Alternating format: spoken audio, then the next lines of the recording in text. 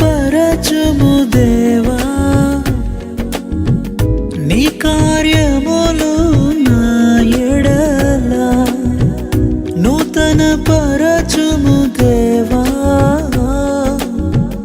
నీ కార్యములు నా ఎడల.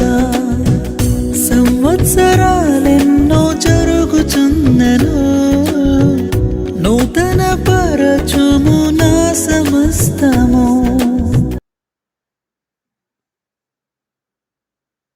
ప్రభువైన యేసుక్రీస్తు వారి నామములో మీ అందరికీ వందనములండి. మనందరి తండ్రి అయిన దేవుడు స్తుతింపబడును గాక. ఆయనకే సమస్త మహిమ ఘనత చేకూరాలని భూమి మీదనున్న సంఘములన్నిటి పేరట కూడా కోరుతున్నాను. దేవుని పిల్లలరా, దేవుని పిల్లలమైన మనమందరం కూడా క్రైస్తవులు, అంటే క్రీస్తు వారు, అంటే క్రీస్తుకి చెందినవారు ఎలాంటి లక్షణాలు కలిగి ఉండాలి అనేది మనం నేర్చుకుంటూ ఉన్నాము. అందులో భాగంగా అంతరంగ పురుషుని యందు శక్తి కలిగి ఉండాలి మనం. ఈ అంతరంగ పురుషుని యందు శక్తి కలిగి ఉండాలి అని నేర్చుకుంటున్న మనం ఆయన శక్తి కలిగిన వారం అయితే ఎలా ఉంటామో, ఆయన శక్తి అదే ఆయన మనకిచ్చే శక్తి అంతరంగ పురుషుని యందు మనం కలిగి ఉంటే ఎలా ప్రవర్తిస్తామో, కలిగి ఉండాలంటే ఏం చేయాలో, ఆయా సంగతులు, ఆయా ఉద్దేశాలలో, ఆయా ఆలోచనలతో మనం నేర్చుకుంటూ ఉన్నాం. మంచి విషయం. అయితే ఈ రోజున అంతరంగ పురుషుని యందు శక్తి కలిగి ఉండాలి అంటే ఎక్కువగా 103వ కీర్తన 1వ వచనంలో చెప్పిన సంగతిని మనం చేయాలి. 103వ కీర్తన 1వ వచనంలో చెప్పిన సంగతిని మనం చేయాలి. ఈ 103వ కీర్తన 1వ వచనాన్ని మనం పరిశీలన చేసినప్పుడు, నా ప్రాణమా యెహోవాను సన్నుతించుము, నా అంతరంగముననున్న సమస్తమా, ఇంకా పట్టు విడుపు ఏమీ లేకుండా మొత్తం అంతటిని గూర్చిన విషయాన్ని అక్కడ చెప్పడం జరుగుతుంది. అంతరంగముననున్న సమస్తమా, మొత్తం అంతటినీ కలిపి ఆయన పరిశుద్ధ నామమును సన్నుతించుము. ఆయన పరిశుద్ధ నామమును సన్నుతించాలి. అంతరంగ పురుషుని యందు శక్తి కలిగి ఉండటానికి మూలమది. అంతరంగ పురుషుని యందు శక్తి కలిగి ఉన్నవారు చేయవలసిన కార్యము కూడా అదే. ఏంటి అంటే అన్ని వేళలలో ఆయన పరిశుద్ధ నామమును సన్నుతించాలి, స్తుతించాలి. అయితే ఆయన పరిశుద్ధ నామమును సన్నుతించటం అనేది ఎలాంటి క్రియలతో జరుగుతుందో, లేక మనం ఎలా ఉండవలసిన వారమై ఉన్నామో క్రిందని చాలా విషయాలు ఇంచుమించుగా అక్కడ 11వ వచనం వరకు లేక 12వ వచనం వరకు ఏం చేస్తే ఆయనను స్తుతించడంలో పాలు పంచుకోగలమో చాలా విషయాలు అక్కడ మాట్లాడుతూ రావటం జరిగింది. సరే, ఆలోచించండి. ఏదో వాక్యాన్ని చెప్పుకుంటూ వెళ్ళిపోయామన్నట్టు కాకుండా ఆలోచించండి. మనం ఇప్పుడు ఒక పాట పాడుకున్నాం. ఏం పాట? కామెంట్ బాక్స్ లో ఉంది కాబట్టి చెప్పచ్చు. దేవుని మనం స్తుతించవలసిన వారమై ఉన్నాము. ఆయనకి స్తోత్రము గానము చేయటం మంచిది అనే ఒక పాట మనం పాడుకున్నాం. ఓకే, బాగుంది. దేవునికి స్తోత్రము గానము చేయుటయే మంచిది. మనమందరము ఆయనను స్తుతించటం మంచిది. ఆ పాట పాడటం ద్వారా ఇక్కడ నేను మీరున్న ఆయా స్థలాలలో ఇప్పుడు మీరందరూ ఆ పాట పాడటం ద్వారా దేవునికి నిజముగా నీ నుండి నా నుండి స్తుతి అంది ఉంటుందా? కొంచెం ఓపెన్ గా ఆలోచించండి. అంటే ఏం లేదు, ఇక్కడ మనం ఆలోచన చేయాల్సిందే చాలా ప్రాముఖ్యమైన పని. ఆరాధనకి వెళ్ళేవారు కూడా ఆలోచించడమే ప్రాముఖ్యమైన పని. ఆరాధన చేసేస్తున్నాను అనేది వేరు, ఆరాధనలో పాలు పంచుకున్నాను అనేది వేరు. కానీ నేను చేస్తున్న ఆరాధన ఆయనకు అందుతుందా అనేది ప్రాముఖ్యం. దానికి మంచి ఉదాహరణ ఇదిగో ఇదే. దేవునికి స్తోత్రము గానము చేయటం మంచిది అని పాడాను, కానీ నేను పాడిన పాట ఆయనకి స్తుతి వెళ్ళిందా? ఎలా జరుగుతుంది అది అంటే 103 కీర్తన 1 వచనం చూసారా? నా ప్రాణమా యెహోవాను సన్నుతించుము, నా అంతరంగముననున్న సమస్తమా. ఈ పదాన్ని మీరు ఎలా తీసుకోవాలంటే, దేవుణ్ణి స్తుతించటానికి సమయాన్ని కేటాయించి, ఇప్పుడు ఒక పాట పల్లవి చరణాలు పాడినంత మాత్రాన వెళ్ళదు. అంతరంగంలో ఉన్న సమస్తము కూడా ఆయన్ని స్తుతించేటట్టు ఉన్నప్పుడే నువ్వు పాడిన పాట నుండి మహిమ వెళ్తుంది అని అర్థం చేసుకోవాలి. మరలా చెప్తున్నాను, సోమవారము నుండి శనివారము వరకు ఉన్న నీ ఆలోచనలన్నీ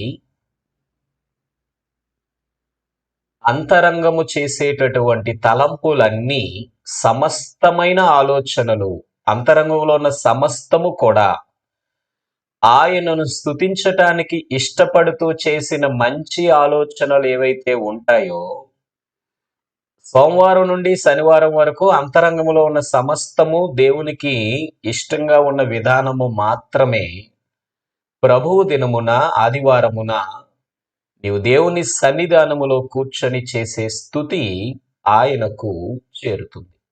ఇది నా అంతరంగమునున్న సమస్తమా. ఈరోజు క్రైస్తవుడు క్రైస్తవురాలు అది ఆలోచన చేయాలి. ఒక్కొక్క విషయాన్ని మనం క్రింద జ్ఞాపకం చేసుకుంటే కారణాలు చూడండి. 2వ వచనంలో ఆయన చేసిన ఉపకారాలు ఏమీ మర్చిపోకూడదు. ఏదైనా ఒక ఉపకారం చేయలేనప్పుడు దేవుడు ఏం చేశాడు అనుకునే కంటే, ఆయన చేయలేదు అంటే చేసిన ఉపకారాలు అన్ని జ్ఞాపకం చేసుకున్నప్పుడు ఇది నా కోసమే చేయలేదు అనే ఒక బలం కూడా వస్తుంది. ఆయన చేసిన ఉపకారాలు ఏమీ మర్చిపోకూడదు. ఆయన నీ పాపాల నుండి విడిపించువాడు, నీ సంకటములన్నీ కుదుర్చువాడు. 4-5 వచనాల్లో మేలుతో నీ హృదయాన్ని తృప్తిపరచగలిగేవాడు. ఆయన దయాదాక్షిణ్య పూర్ణుడు, బాధపడుతున్న వారికి న్యాయం తీర్చేవాడు.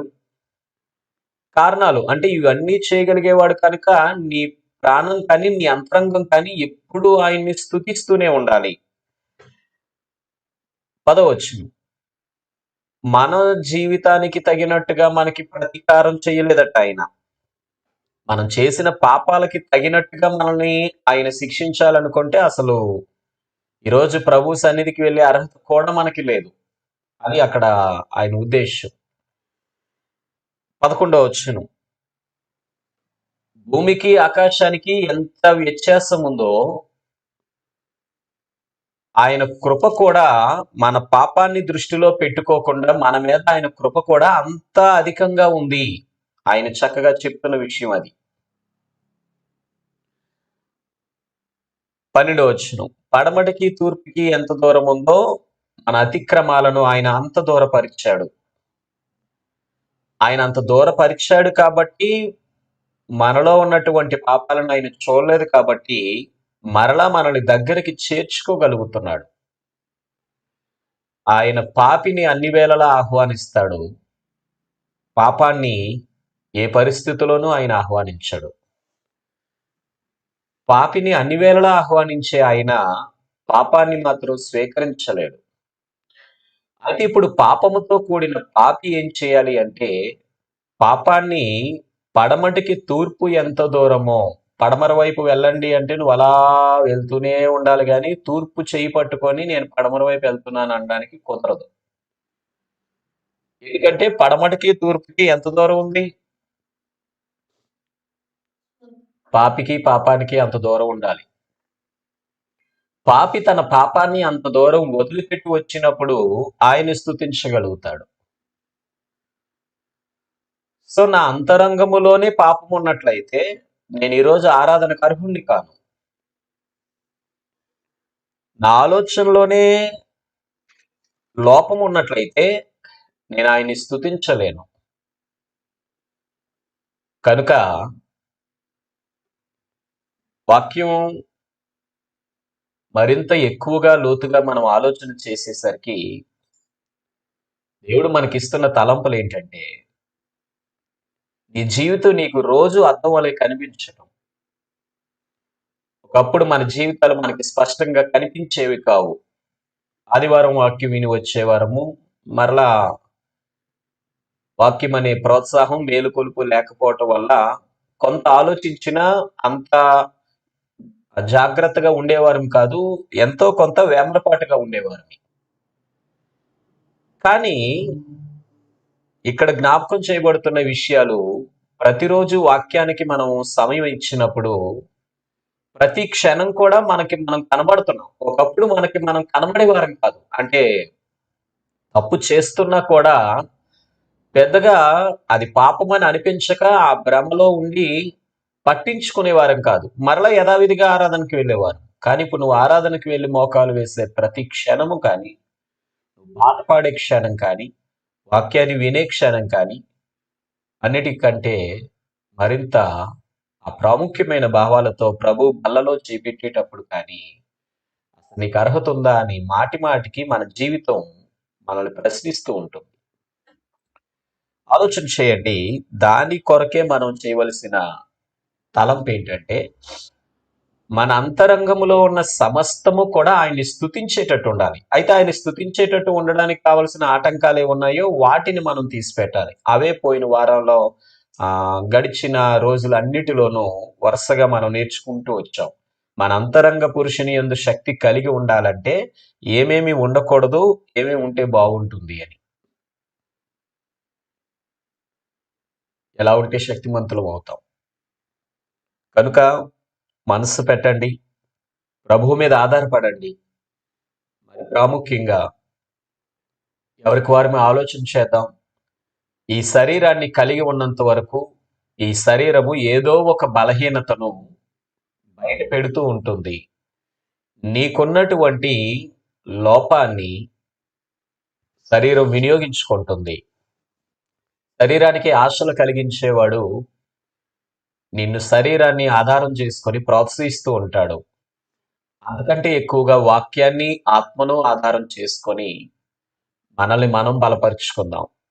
అనుకున్నాం కదా, అంతరంగమందు శక్తి ఉంటే ఏమైనా చేయగలం. అంతరంగమందు శక్తి లేకపోతే నువ్వెంత గొప్ప విశ్వాసివైనా, ఎన్ని సంవత్సరాల నుండి ప్రభు మీద ఆధారపడినా, ఎంతగా నువ్వు ప్రభువులో జీవించినా రెప్పపాటు. దావీదు నిలబడటానికి, సొలొమోను నిలబడలేకపోవటానికి కారణం ఏంటి?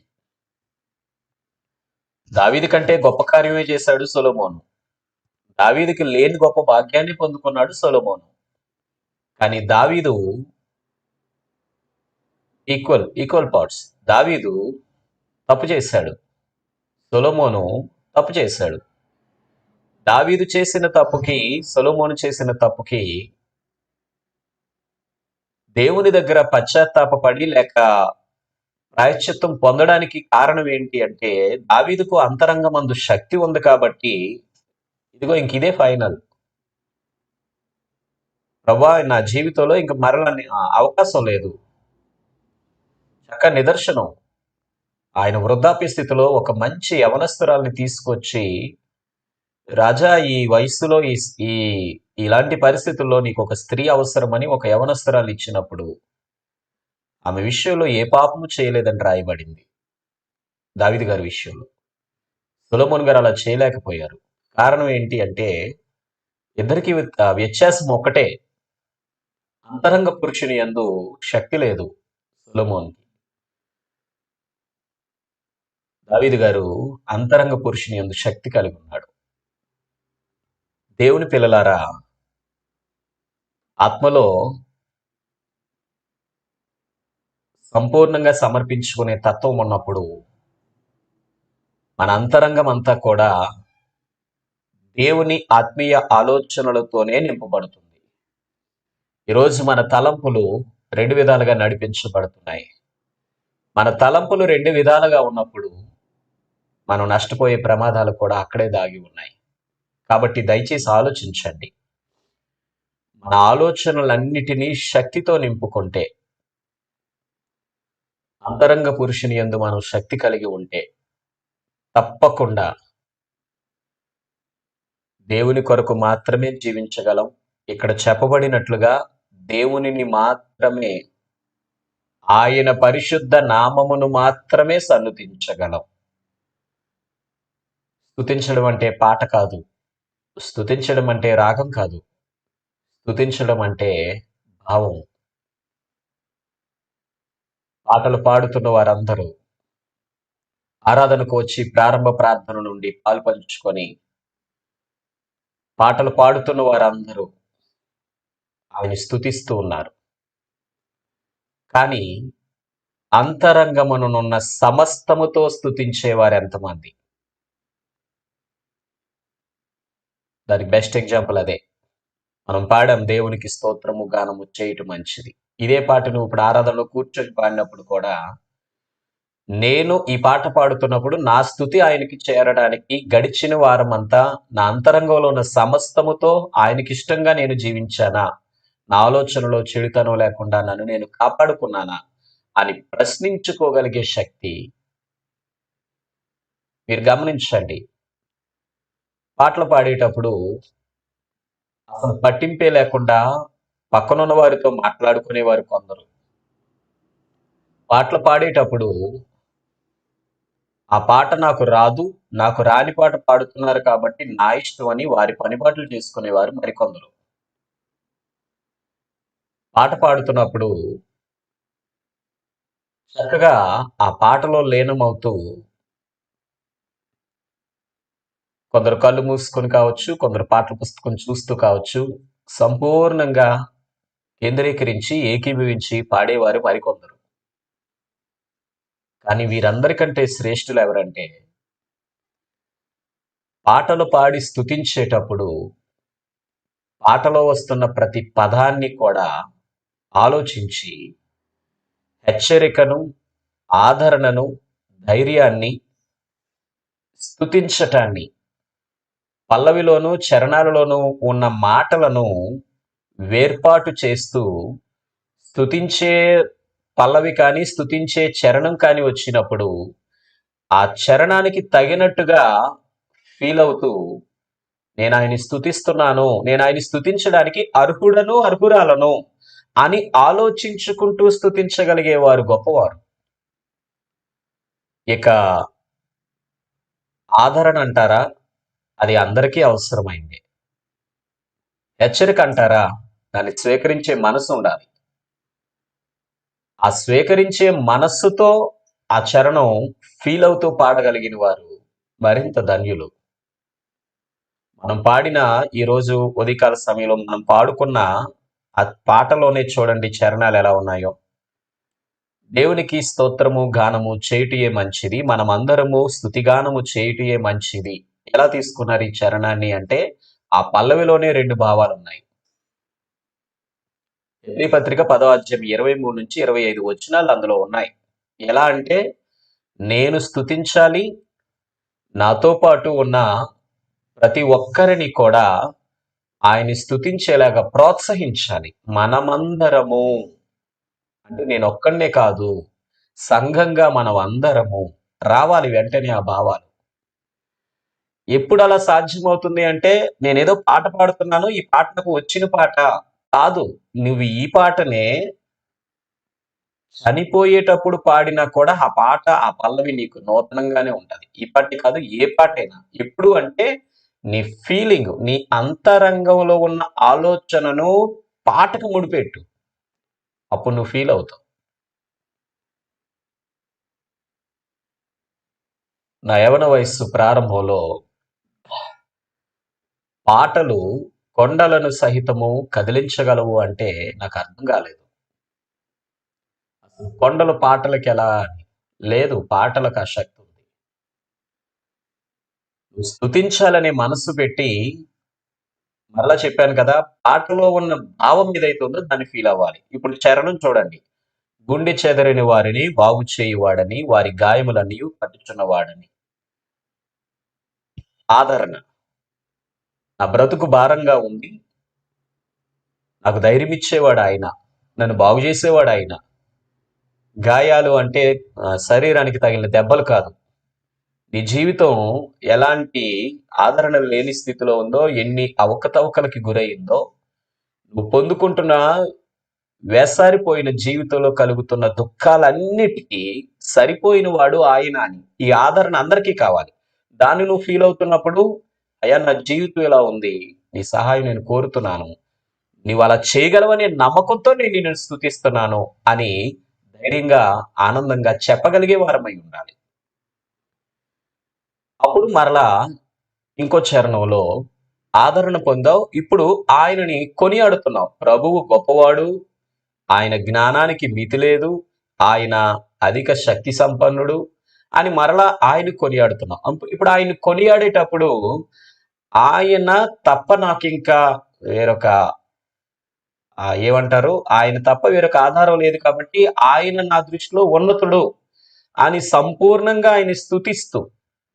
అయితే ఈ మాటలన్నీ ఎప్పుడు, ఇవన్నీ కూడా మనం చెప్పుకున్నప్పుడు కుదిరేవి కావు. ఇప్పుడు నేను చెప్పినంత మాత్రాన మీరు ప్రతి ఆదివారం కానీ, పాట పాడే ప్రతి సందర్భంలో కానీ అలా చేయలేరు. ఎప్పుడు చేయగలరు అంటే 103వ కీర్తన 1వ వచనంలో ఉన్నట్టు, నా అంతరంగముననున్న సమస్తమా. అంతరంగంలో వచ్చే ప్రతి ఆలోచన ఎవరైతే ప్రభువుకి సమర్పించుకొని ఆయన మీదే ఆధారపడతారో వారు మాత్రమే సనుతించగలరు. ఈ దేవుని పిల్లలారా, అలాంటి మనసుతో ప్రభు దగ్గరికి వెళ్ళడానికి ప్రయత్నం చేద్దాం. మీరు, నేను, మనమందరము అలాంటి ప్రయత్నంలో సఫలమవుదాం. దేవుడు తప్పకుండా కనికరిస్తారు. దేవుని కరుణ కటాక్షాలు పొందుకోవడానికి ప్రయత్నం చేద్దాం. దేవుని సన్నిధానములో యథార్థమైన హృదయాలతో జీవిద్దాం. అన్నిటికీ మూల కారణాన్ని గమనిస్తున్నాం. ఎప్పుడూ కూడా నీ ఆలోచన శక్తివంతంగా ఉండాలి. నీ అంతరంగమును ఉన్న తలంపులన్నీ శక్తితో కూడుకుని ఉండాలి. దాని కొరకు ప్రయత్నం చేద్దాం. దేవుడు ఆశీర్వదిస్తాడు. ప్రార్థన చేసుకొని ముగించుకుందాం.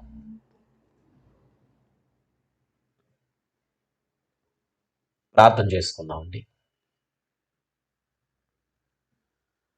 ప్రేమ కలిగిన మా తండ్రి, పరిశుద్ధుడు అయినటువంటి మా ప్రభువా, మీ ఘనమైన నామమునకు స్తోత్రములు. ఇదిగో నాయనా, మీ మాటలు వింటున్నప్పుడు మా జీవితాలు వాక్యమనే అర్థంలో తేటగా, ఎన్ని మరకలతో మురికిగా కూడి ఉందో మాకు కనిపిస్తుంది. మరి మిమ్మల్ని స్తుతించాలంటే దేవా, మీ పరిశుద్ధమైన నామమును సన్నుతించాలి అంటే ఆ జీవితం సరిపోదని మాకు అర్థమవుతుంది. ఆ మరకలన్నీ తుడుచుకోవాలనే ఆలోచన వచ్చినప్పుడు మేమెంత ప్రయత్నించినా తీసుకోలేని పాపపు డాగులు వాక్యముతో మీరు శుద్ధి చేస్తున్నారు. కనుకనే ప్రభువా, మరి పాపాన్ని మీరు మాకు పడమటికి తూర్పు ఎంత దూరమో అంత దూరముగా చేసి మీ సన్నిధికి రాణిస్తున్నారు కనుక యథార్థమైన హృదయాలతో అంతరంగ పురుషుని యందు శక్తి కలిగి మేము మిమ్మల్ని సన్నుతిస్తూ మీ సన్నిధిలోనే మీ పిల్లలుగా ఈ జీవిత కాలాన్ని గడిపేసే గొప్ప భాగ్యము నాకును మాకును దేవా ఈ మాటలు వింటున్న ప్రతి ఒక్కరికి అనుగ్రహించమని బ్రతిమలాడుతూ మమ్మల్ందరినీ మీ చేతులకు అప్పగించుకుంటున్నాం, దీవించండి. ఇంత గొప్ప భాగ్యాన్ని ప్రపంచంలో అనేక మంది కోల్పోతూ ఉన్నారు. వారందరూ కూడా మీ మాటలు విని తెలుసుకొని ఈ రక్షణ భాగ్యములోనికి వారును నడిపించబడినట్లు కనికరించమని బ్రతిమలాడుతూ క్రీస్తు ప్రభువారి నామములో ఈ ప్రార్థన మేము అడిగి వేడుకొనిచూ ఉన్నాం తండ్రి. ఆమేన్.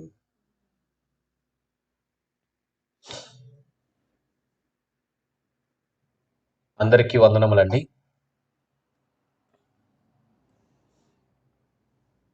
దేవుని చిత్తమైతే మరొకసారి మనందరం కూడా కలుసుకుందాం. ప్రభు దినమున సంతోషమైన హృదయాలతో ఆయన సన్నిధికి వెళ్ళండి. కానీ ఒక్కటి మాత్రం మర్చిపోకండి, ఈ మాట ఎప్పుడు మీ మనసులో ఉంచుకోండి. బాప్తిసం పొందిన దగ్గర నుండి నేను ఆరాధన మానకుండా వెళ్తున్నాను, ఆరాధన చేస్తున్నాను అనుకుంటున్నాం. కానీ దేవుని పిల్లలారా, మొహమాటం లేకుండా నిర్మోహమాటంగా నీ మనస్సాక్షితో నీవు మాట్లాడుకోగలిగితే, నాకు నేను మాట్లాడుకోగలిగితే చాలా ఆరాధనలు వ్యర్థమైపోతున్నాయి. మన జీవితాలు సరిగా లేకుండా మనం చేసే ఏ ఆరాధన ఆయన పొందటం లేదు మన దగ్గర నుండి. సంఘం నుండి ఆయన స్వీకరిస్తున్నారు, కానీ వ్యక్తిగతంగా నీ నుండి ఆయన స్వీకరించటం లేదేమో పరిశీలన చేసుకుందాం. ప్రస్తుతం మనందరమి, నేను కూడా మనందరమి ఆలోచించే స్థితిలో ఉన్నాం. ఈ ఆలోచన స్థితిని కాపాడుకుంటే రానున్న దినాల్లో సంపూర్ణంగా ఇదిగో నేను యథార్థంగా ఆరాధిస్తున్నాను అనే స్థితికి వెళ్తాం. ఆలోచించి ఇప్పుడు పాట పాడుతున్నాను, ఆయన స్వీకరిస్తున్నాడా లేదా? వాక్యం వింటున్నాను, కానీ నేను అలా ఉన్నానా లేదా? మళ్ళా తీసుకుంటున్నాను, కానీ అర్హత ఉందా లేదా? దయచేసి ఆ ఆలోచించే స్థితిని విడిచిపెట్టకండి. జాగ్రత్తగా ఉండండి. ప్రభువు సన్నిధి చాలా ప్రత్యేకమైనది. మన భాషలో చెప్పాలంటే భయంకరమైనది.